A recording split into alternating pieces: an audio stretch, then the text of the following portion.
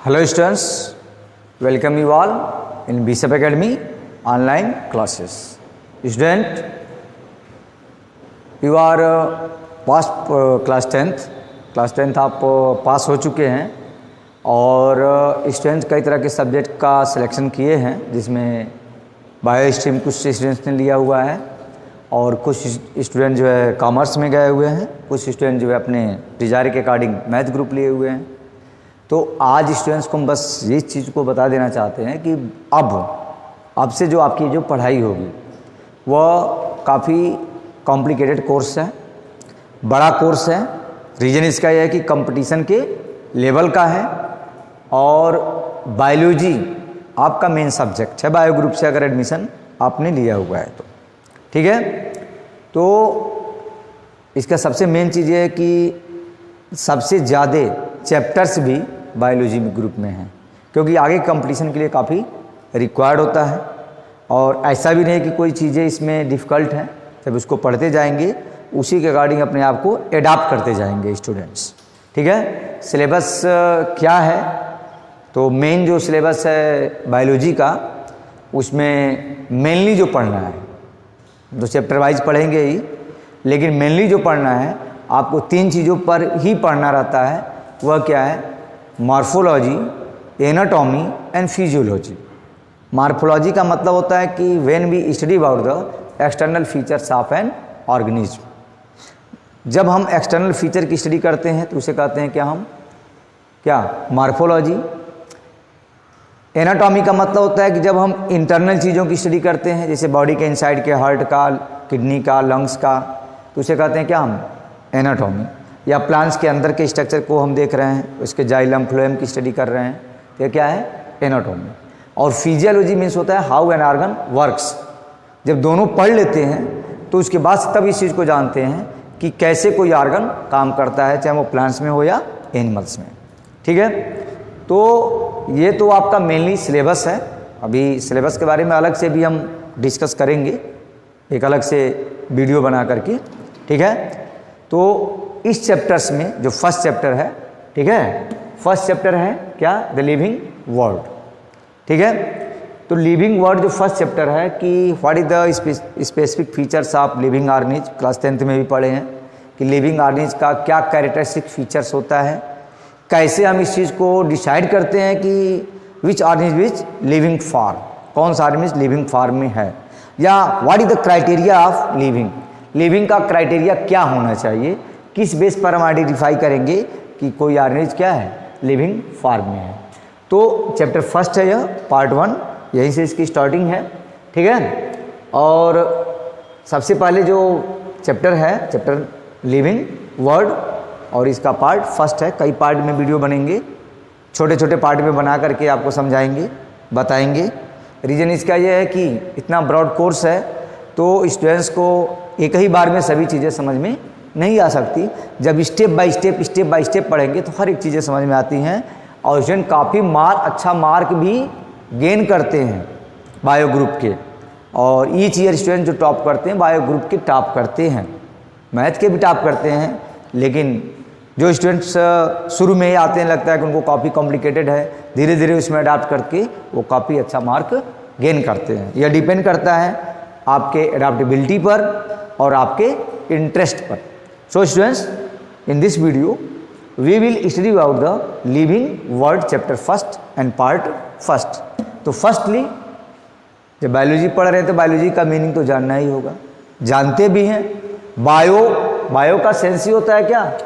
Living, life, और लॉजिया means होता है स्टडी ऑफ, या बायोलॉजी, बायो मीन्स होता है लिविंग ऑर्गेनिज्म, और लॉगस मीन्स होता है knowledge.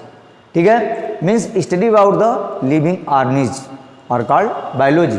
The term biology is derive from the Greek word bios, और इसका सेंस होता है क्या? लाइफ। लॉगिया मीन्स होता है स्टडी, यानी biology is the study of life and living organism. आप बायोलॉजी पढ़ने जा रहे हैं, बायोलॉजी सब्जेक्ट को आपने, बायोलॉजी स्ट्रीम को आपने चूज किया हुआ है, तो सबसे पहले तो बायोलॉजी को ही जानना होगा कि व्हाट इज द बायोलॉजी।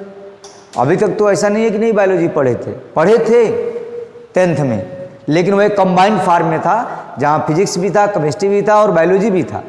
और एक पार्ट में वो पढ़ रहे थे, और तीनों पार्ट मिला करके एक साइंस के फॉर्म में था।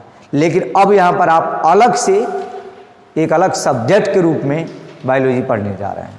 तो बायोलॉजी का सेंस ही है study of life and living organism. Life क्या है, पढ़ चुके हैं, life and life process. Life can be defined at the property और quality of the living organism that distinguish from dead और non living in some functions. Life किसे कहेंगे कि जिसकी property of quality of living organism, कुछ quality होती है living organism की, उस क्वालिटी के बेस पर हम ये डिसाइड करते हैं कि विच ऑर्गेनिज्म इज लिविंग और not. Like growth, metabolism, response to stimuli and reproduction. तो स्टूडेंट्स इसमें डिपेंड, ये 4 जो क्राइटेरिया है कि growth, metabolism, response to stimuli and reproduction, और भी बहुत से क्राइटेरिया है, लेकिन ये मेनली है जिस बेस पर हम डिसाइड करते हैं कि कोई भी आदमी लिविंग है कि नहीं है। तो what is the characteristic features of living things? Living organism can growth what is the growth? अब ग्रोथ आ गया तो ग्रोथ का भी डिफिनेशन जान लो। Growth is a permanent and irreversible changes in living organism body, plants और animal is called growth. Permanent and irreversible, जो एक बार जैसे अगर वह चेंज हो गया तो फिर दोबारा वह फिर अपने प्री स्टेज में नहीं पहुंचता है, तो उसे कहते हैं कि हम ग्रोथ। उसके बाद से रिप्रोडक्शन ऑलरेडी क्लास 10th में भी पढ़े हैं। Reproduction A process by which an organism produces own kind of organism for continuity of their species.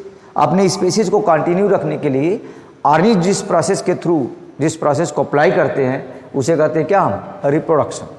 और मेटाबॉलिज्म, बॉडी के अंदर जो भी बायोकेमिकल प्रोसेस चलते हैं, चाहे वह कंस्ट्रक्टिव प्रोसेस हो या डिस्ट्रक्टिव प्रोसेस हो, इस पूरे प्रोसेस को हम कहते हैं क्या हम? मेटाबॉलिज्म। और रिस्पॉन्सेस टू स्टिमुली का मतलब होता है कि अगर लिविंग ऑर्गेनिज्म है तो किसी भी स्टिमुली के अगेंस्ट वो रिस्पॉन्स को शो करता है।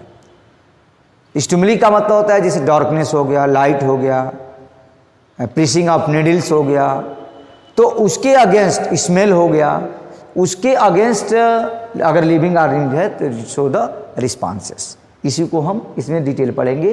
तो these are the characteristic features of the living things. सबसे पहले आता है ग्रोथ। अभी जस्ट बताया growth is the important characteristic features of living beings. They increase in the mass and number. Non living object can also grow in mass by accumulation of material on its surface. लेकिन वह external होता है, internal नहीं होता है।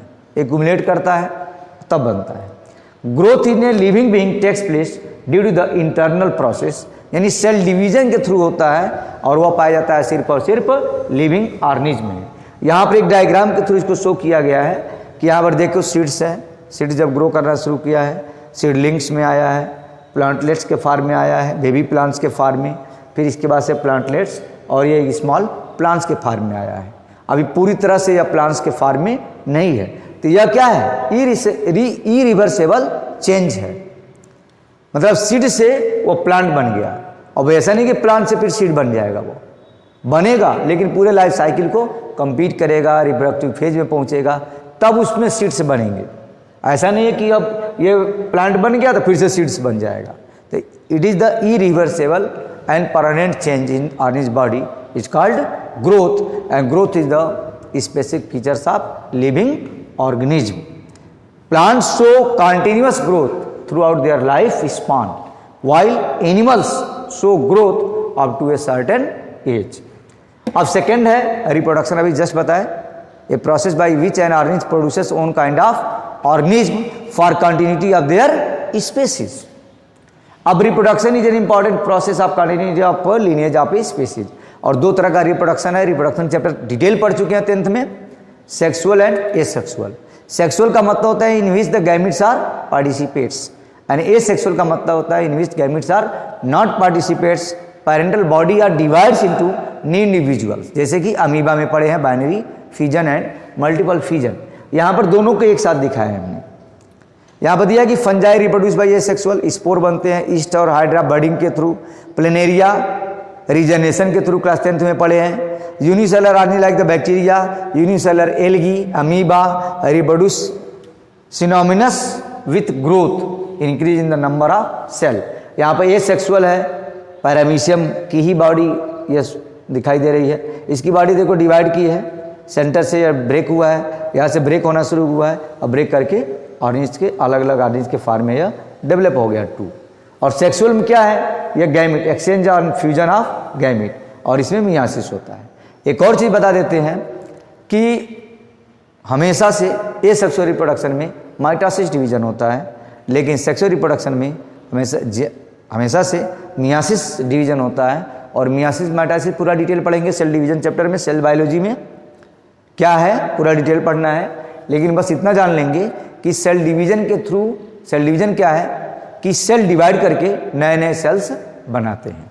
ठीक है, तो ये तो हो गया क्या, रिप्रोडक्शन। और reproduction the specific features of living organism. अब आते हैं मेटाबॉलिज्म। भी जस्ट बताए, metabolism destructive and constructive process which takes place in our body, it's called metabolism. All living organism are made up of the chemicals belong to the various classes, size and functions.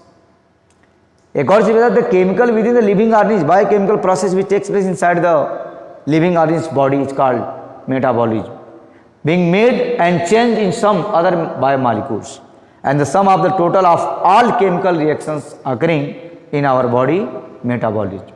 Metabolism में दो चीज़ें आती हैं, anabolism and केटाबॉलिज्म। Anabolism का मतलब होता है क्या, एनाबॉलिज्म एंड केटाबॉलिज्म। एनाबॉलिज्म क्या है, कंस्ट्रक्टिव प्रोसेस है, और केटाबॉलिज्म क्या है, destructive process, breakdown process and constructive process. Anabolism क्या है, तो एनाबॉलिज्म एक कंस्ट्रक्टिव प्रोसेस है और केटाबॉलिज्म एक डिस्ट्रक्टिव मीन्स ब्रेकडाउन का प्रोसेस है। कि जैसे मेटाबॉलिज्म का मतलब ये हुआ, यहाँ पर केटाबॉलिज्म और एनाबॉलिज्म दोनों दिखाया है।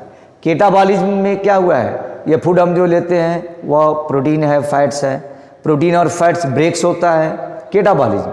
केटाबॉलिज्म का मतलब क्या बताया हम, डिस्ट्रक्टिव प्रोसेस, ब्रेकडाउन प्रोसेस। तो ब्रेकडाउन हुआ है, देखो फूड है, प्रोटीन और फैट्स मान लो ले रहे हैं डेली फूड के फॉर्म में, या कार्बोहाइड्रेट ले रहे हैं, तो प्रोटीन ब्रेक हो गया अमीनो एसिड्स में, फैट ब्रेक हो गया या फैटी एसिड एंड ग्लिसरॉल में, कार्बोहाइड्रेट ब्रेक्स हो गया किसमें, ग्लूकोज में। बाद में वही जो अमीनो एसिड्स होते हैं वो फिर से कंबाइन करते हैं, तो कंबाइन करते हैं मानिए वो क्या हो गया, एनाबॉलिज्म हो गया। और दोनों को मिलाकर क्या कहेंगे हम, मेटाबॉलिज्म। और फिर जब प्रोटीन बना, प्रोटीन सिंथेसिस हुई, एनर्जी सिंथेसिस हुई, और या ग्लिसरॉल और फैटी एसिड जो बने थे वो फिर से कंबाइन करके क्या बना लिए, लिपिड बना लिए। यानी एक बार प्रोटीन ब्रेक डाउन हुआ अमीनो एसिड्स में, और फिर से वही अमीनो एसिड फिर से कंबाइन करके फिर से प्रोटीन बना लिया। यानी एक बार उसका क्या हुआ, ब्रेकडाउन प्रोसेस हुआ, ठीक है, और एक बार उसका क्या हुआ, कंस्ट्रक्टिव प्रोसेस हुआ।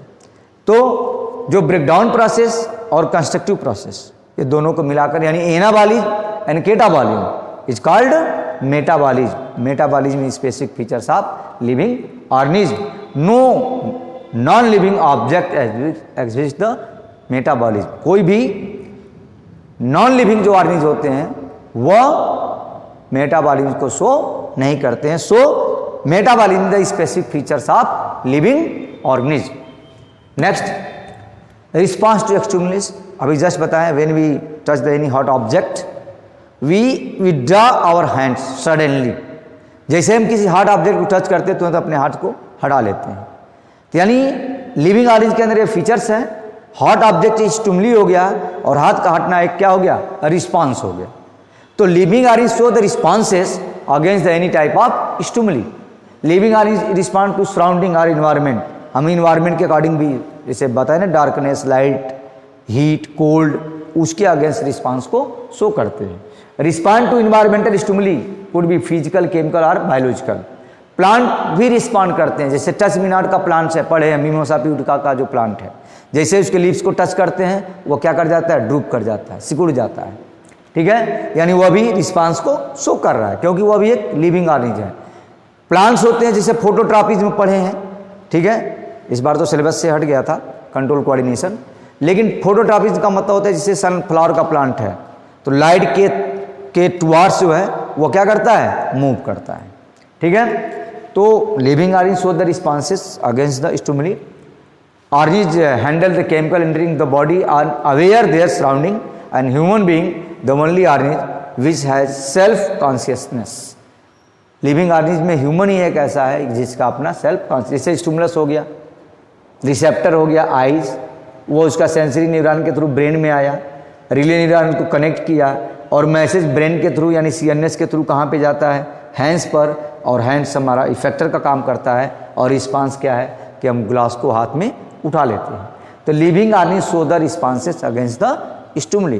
तो these are the characteristic features of living organism. Okay students, we will study in next video. If you have any query, you can contact me on Google Classroom through the comment box. Comment box में अपना जो भी query होगा डाल देंगे, उसका answer हम दे देंगे, ठीक है। अगर बहुत ज़्यादा क्वेश्चंस होंगे तो उसको इसी तरह से स्लाइड्स बना करके हम फिर से उसको एक्सप्लेन कर देंगे। Okay students, thanks.